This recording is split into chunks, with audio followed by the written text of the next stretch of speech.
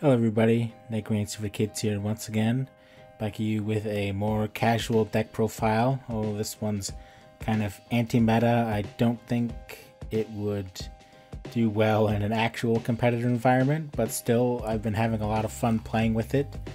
The concept of it came around from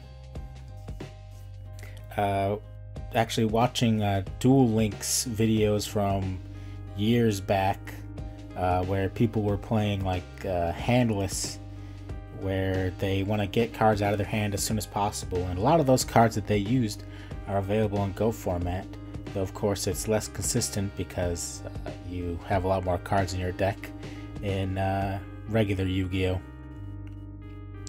But the nickname of this deck is Grarl because of the card you see on your screen right now. Guardian Grarl, who requires you to have it as the only card in your hand to special summon it.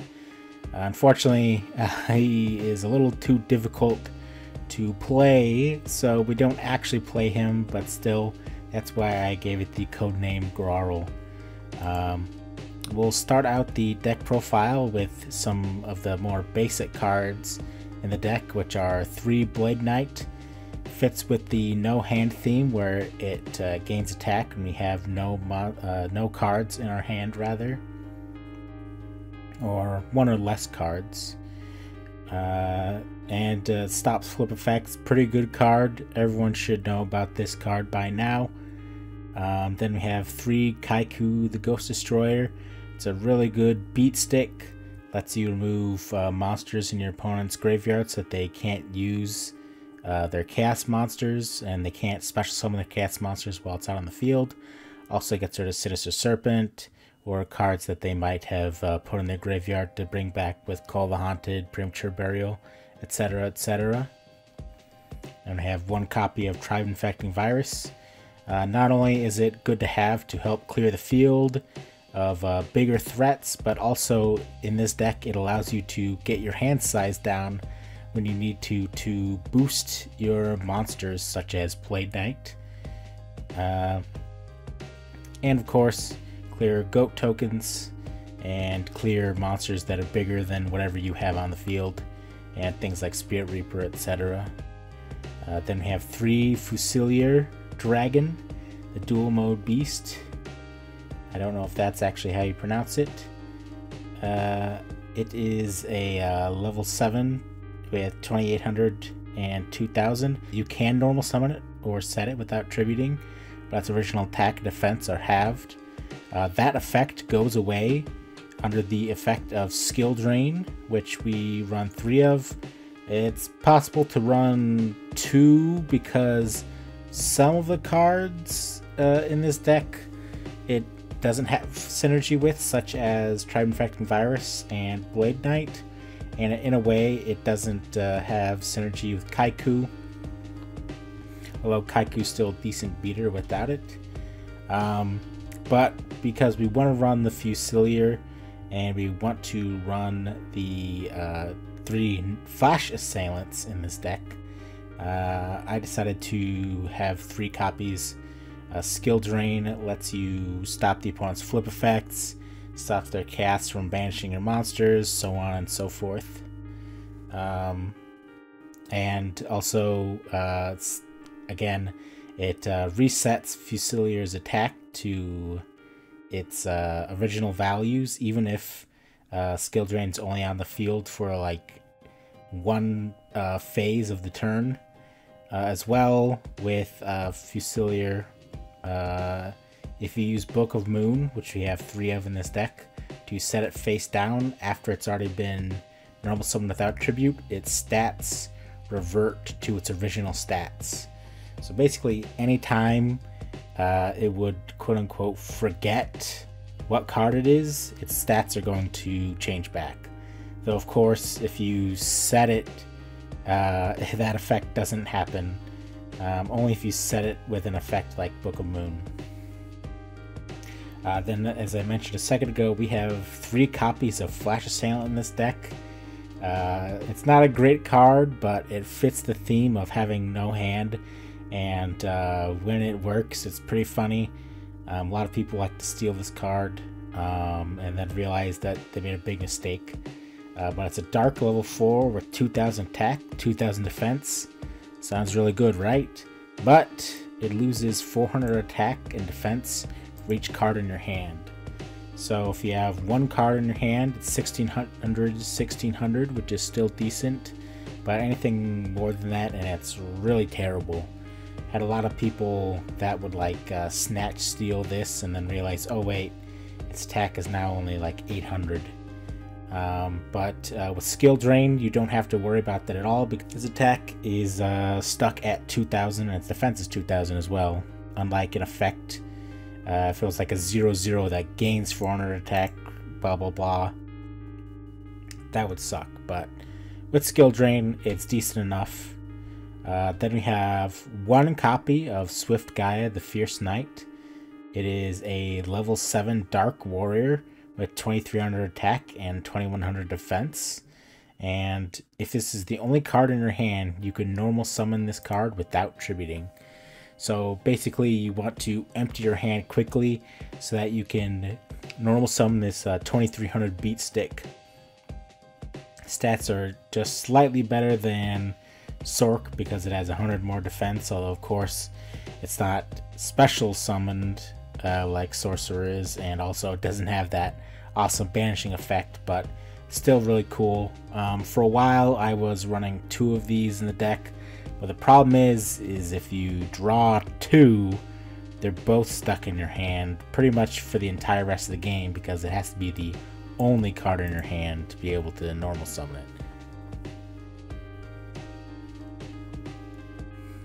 Then of course we have the Trinity in this deck. I don't think I need to explain to you guys what those cards are for. And we have one Lightning Vortex, not only to do the job of sweeping the field out like Tribe Infecting Virus, but also like Tribe Infecting Virus to get cards out of our hand so that we get the boost to Flash Assailant and Blade Knight, and we can summon our Swift Gaia. And plus we can revive them with Call the Haunted. Then of course we have Mystical Space Typhoon and Snatch Steal to steal the opponent's monsters. If you absolutely had to, you could steal them and then tribute summon your Swift Gaia or Fusilier if you have another monster on board already. Otherwise it's good for clearing the field, getting in for that extra damage, or turning their beat sticks or chaos monsters against them. Then one thing that I've run in this deck that helps it to be anti-meta is Necro Valley. We only want it because it stops the opponent from moving cards in their graveyard to their hand, such as with Edition of Faith, or from banishing their monsters to summon their chaos monsters. We don't care at all about the attack and defense increase because we have no Gravekeepers in this deck. There is a way that you could build this deck with Gravekeepers in mind, but I prefer not to. And it does suck if your opponent just so happens to be running Gravekeeper Spy, because we can't really get over that. But I will show you in a second something that you can do, and obviously you can side them out if you ever see any Gravekeeper Spies. And if you really wanted to, you could have these in the side instead of the main for that same reason. Although a lot of times you're going to be playing against Chaos if you're playing at all.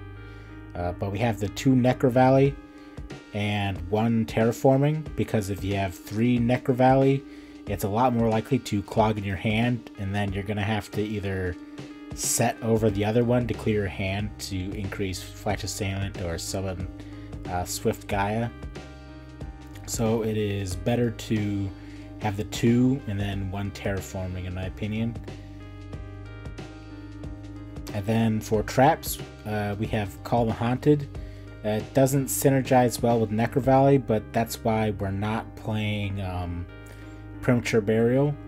But we are playing Call the Haunted specifically because we include Fake Trap in this deck, which prevents our trap cards from getting destroyed. Rather than having the Premature over the Call the Haunted, the Fake Trap will stop the opponent from destroying Call the Haunted. As well, Fake Trap is there to save our skill drains. And because we are running so much back row and field spells, we don't have Heavy Storm in this deck, although we do cite it for things like stall decks and anything that you really need that back row removal for. So instead of the Heavy Storm, I decided to include 1 Dust Tornado in the deck, and I have some more of them cited for back row heavy decks. Then we have 1 copy of Mirror Force. Good card for getting rid of your opponent's monsters, saving your butt, keeping the opponent from playing too many monsters and attacking. 3 Sakuretsu armor. You could probably cut this down to 2 and put something else in if you wanted to, or you could do that in siding. Just good for stalling out the opponent while you get your monsters, because we do run a low monster count in this deck, specifically because we don't want to have monsters clogging our hand. And sometimes you'll find that you don't have any monsters in your hand at all, and for like the first few turns or a few turns after yours get removed, and it's kind of awkward. So it's good to have a lot of removal. And again, we have the 3 skill drain, and to go alongside that and the fake trap, we have 3 solemn judgment. Allows us to answer anything at all that's going to disrupt our strategy, including heavy storm to get rid of skill drain, and Necro Valley, chaos monsters that are going to be able to remove or beat over our monsters, things like that. And of course, again, removal, we have Torrential Tribute. That's it for the main deck. For other decisions that you could decide to have in this deck, or for siding, because this side deck isn't really a true side deck, it's just here to give you some examples. Again, we have the Heavy Storm, which if you really wanted you could include in the main deck, but I think it's better to the side. One fun tech card you can include is Mage Power, because you set a lot of cards in your hand and it's gonna boost your monster's attacks really high. Then we have Mystic Plasma Zone, which you can replace the Necro Valleys with if you want to. Although it also does help your opponent's chaos monsters, but if you happen to run into something that isn't chaos, you can include it in the deck as well. Or if you wanted to, you could include just 1 Mystic Plasma Zone and 1 Necro Valley. What Mystic Plasma Zone does, by the way, is it increases the attack of all dark monsters by 500 and decreases their defense by 400. So if your opponent's using spies, they're going to get attack, but they are going to lose defense, and you're going to be able to very easily run them over in defense mode. Although they do become a threat in attack mode then, and the opponent's tomatoes and such become threats as well, so you do have to be careful with this card. Another strategy that you could do with this deck, if you want to go all in with Necro Valley, is you could include Royal Tribute, which if you control Necro Valley, both players discard any monsters in their hands.